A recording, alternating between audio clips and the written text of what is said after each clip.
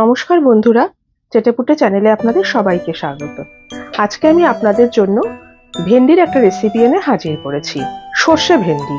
সর্ষে ভেন্ডি আমরা বাড়িতে অনেকেই বানিয়ে থাকি, তবে আমি একটু আলাদাভাবে বানাই। আমি কিভাবে বানাই সেটাই আজকে আমি আপনাদেরকে করে দেখাবো। এই সর্ষে ভেন্ডি বানাবার জন্য আমি এখানে 250 গ্রাম ভেন্ডি নিয়েছি। ভেন্ডিটাকে আমি শুধু পেছনের এই বোটার দিকটা আর সামনের এই চুচলো যে আগার দিকটা থাকে ওটাকে শুধু কেটেছি। এছাড়া ভেন্ডিটাকে কিন্তু আমি আর কোনো পিস করিনি।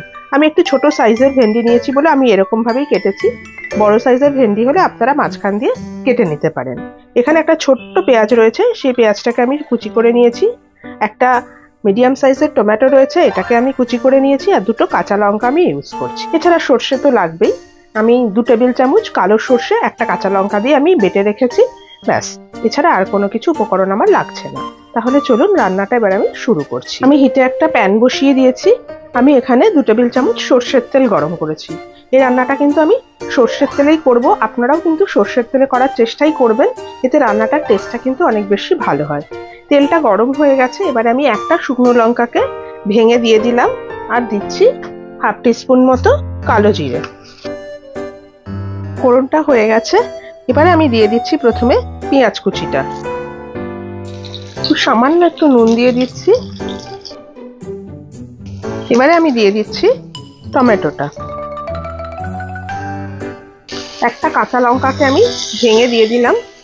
এটা রান্না করে আপনারা ভাত রুটি সবকিছুর সঙ্গে কিন্তু খেতে পারবেন। কিছুক্ষণের জন্য আমি একটু ঢাকা দিয়ে দিচ্ছি, কিছুক্ষণ বাদে আমি দেখাচ্ছি আপনাদের। দেখুন ঢাকনাটা আমি খুলে নিচ্ছি। টমেটোটা নরম হয়ে এসছে, এবার আমি ভেন্ডিটা অ্যাড করে দিচ্ছি। ভেন্ডি যখন রান্না করবেন নুনটা কিন্তু সবসময় একটু পরের দিকে অ্যাড করবেন, তাহলে ভেন্ডিটা কিন্তু একটার গায়ে একটা লেগে থাকে না, একটু ঝরঝরে ভাবটা থাকে। ভালো করে আমার মেশানো হয়ে গেছে। সামান্য একটু হলুদ গুঁড়ো আমি দিচ্ছি, কিন্তু নুনটা আমি পরে দেব।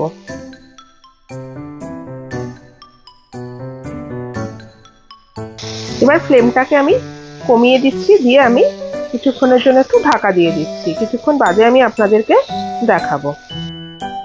দেখুন কিছুক্ষণ বাদে আমি ঢাকনাটা খুলে নিলাম। খুব সামান্য একটু জল আমি দিয়ে দিচ্ছি। এবারে আমি স্বাদ মতো নুনটা অ্যাড করছি। ভেন্ডি রান্না করতে কিন্তু খুব কম সময় লাগে, খুব তাড়াতাড়ি হয়ে যায় ভেন্ডি রান্না। এবারে আমি সর্ষে বাটাটা অ্যাড করে দিচ্ছি।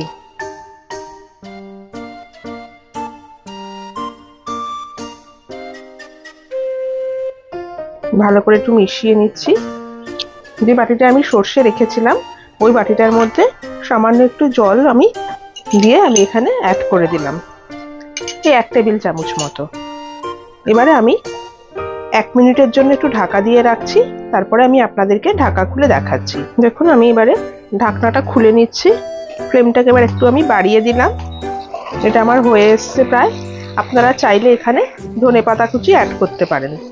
গ্রেভিটা আপনারা এরকম অবস্থাতেও নামাতে পারেন, আর একটু ড্রাই করেও নামাতে পারেন। আমি আরেকটু ড্রাই করে নামাচ্ছি। দেখুন আমার এটা একদম রেডি। এবারে আমি ফ্লেমটাকে অফ করে দিচ্ছি, দিয়ে কিছুক্ষণ স্ট্যান্ডিং টাইম দিয়ে আমি আপনাদেরকে সার্ভ করে এটা দেখাচ্ছি। দেখুন আমার সর্ষে ভেন্ডি রেসিপি রেডি। আমি এটাকে এভাবে সার্ভ করলাম। আপনারা যদি এভাবে বানিয়ে না থাকেন তবে একবার এভাবে বানিয়ে দেখবেন, সত্যি খেতে খুব ভালো হয়। আমার এই ভিডিওটা যদি আপনাদের পছন্দ হয়ে থাকে তাহলে অবশ্যই একটি লাইক করবেন, আর আমার চ্যানেলটিকে সাবস্ক্রাইব করে আমার পাশে থাকবেন প্লিজ। আর পাশে থাকা বেল আইকনটিকে প্রেস করবেন, যাতে এরকম নতুন নতুন রান্নার আপডেট খুব তাড়াতাড়ি আপনাদের কাছে পৌঁছে যায়। তাহলে আজকে চলি, আবার চলে আসবো অন্যদিন নতুন কোনো রেসিপি নিয়ে। সুস্থ থাকবেন, ভালো থাকবেন, নমস্কার।